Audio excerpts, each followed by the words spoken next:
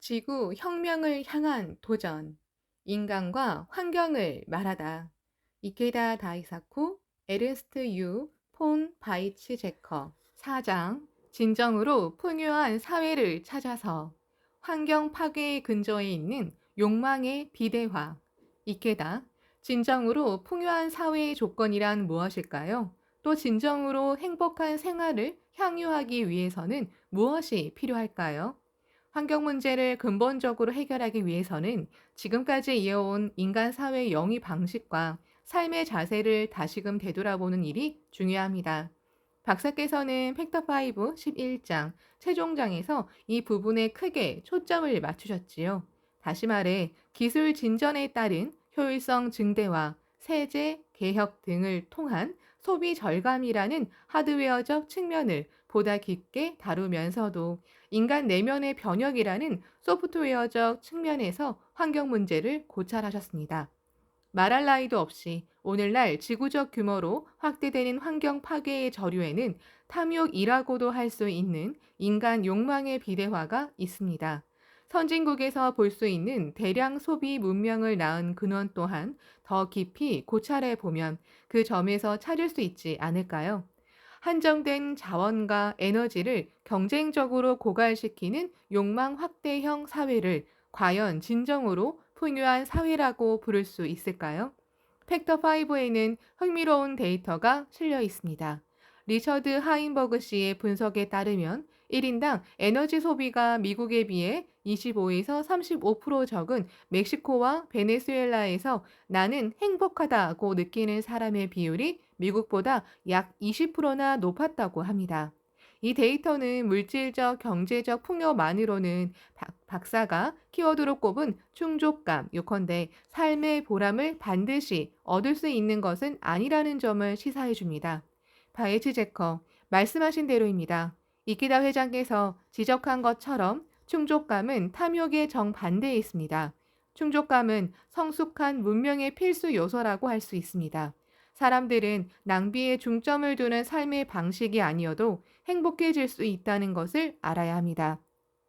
일례로 영양 섭취의 습관을 들 수 있습니다. 이른바 부유한 나라에서는 칼로리 과다 섭취로 인해 즐겁게 생활하기보다는 오히려 비만에 빠지는 경향이 있습니다. 저는 팩터5에서 다음과 같은 내용을 언급했습니다. 일단 어느 정도 풍요가 실현되고 부가 비교적 공정하게 분배될 수 있다면 행복을 유지하는 다른 요인이 큰 영향을 줄 때 정치인과 다수의 시민은 성장과 소비가 보합 상태에 머무르는 것을 두려워할 필요가 없다고 말입니다.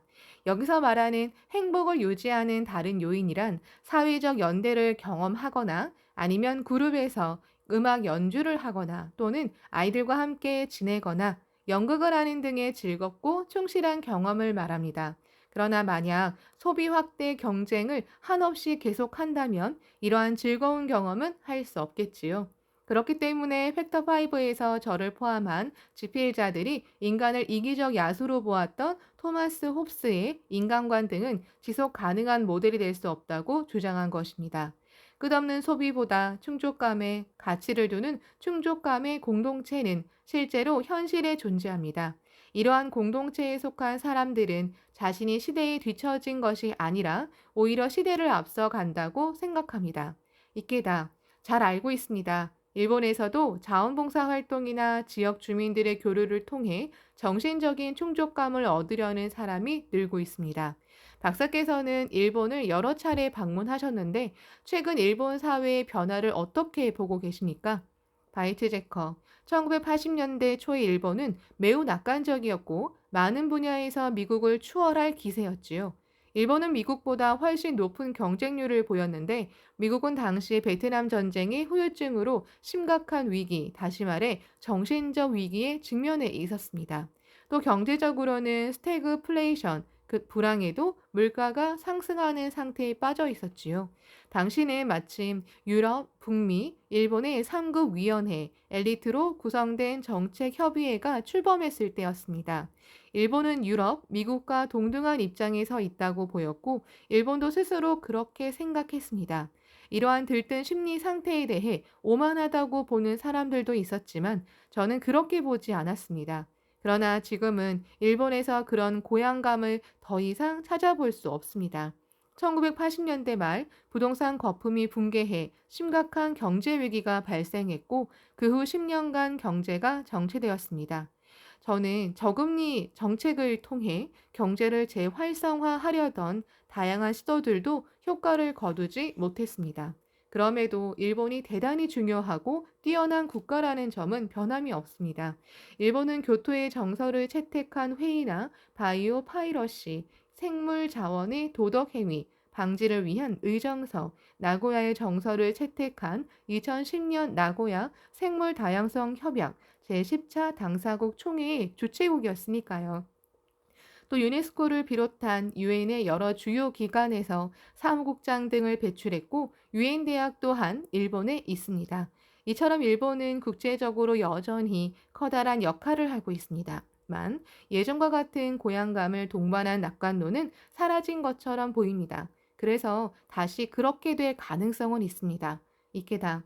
일본에서는 거품 경제 붕괴 이후 오랫동안 경제가 침체되었습니다. 그러다가 작년 2011년에 동일본 대지진이 발생했습니다.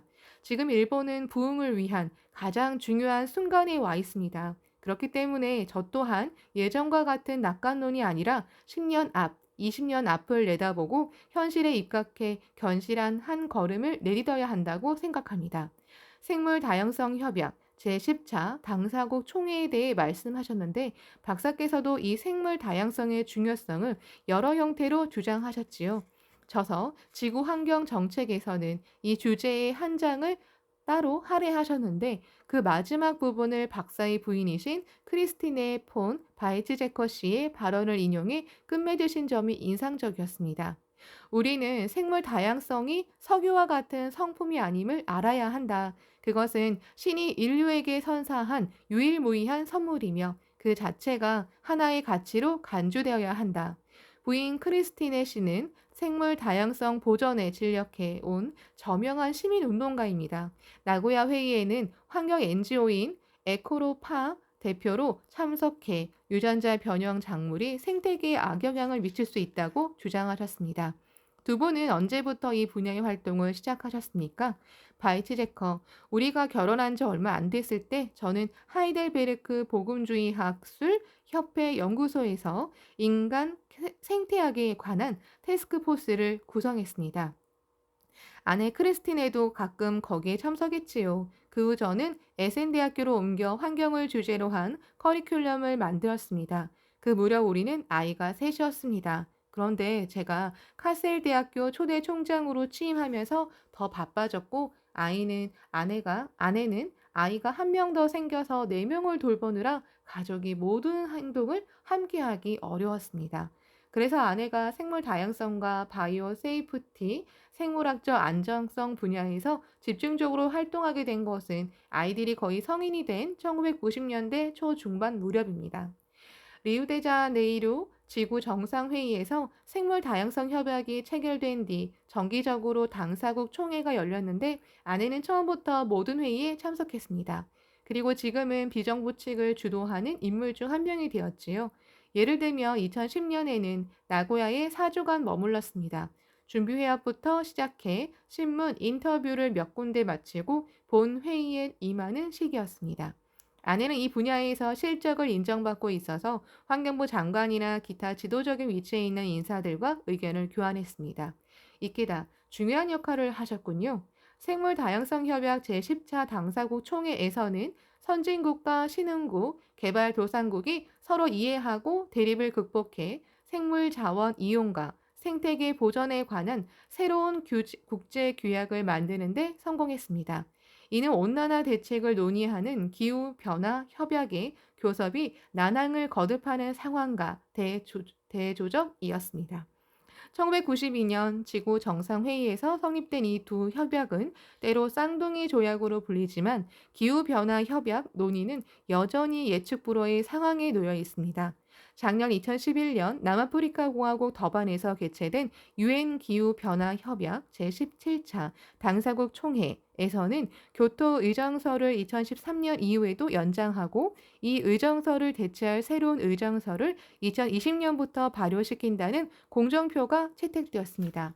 앞으로 얼마나 효과적인 방안을 만들어낼 수 있을지는 지구의 이익과 인류의 이익이라는 관점으로 돌아간 끈기 있는 대화에 달려 있습니다.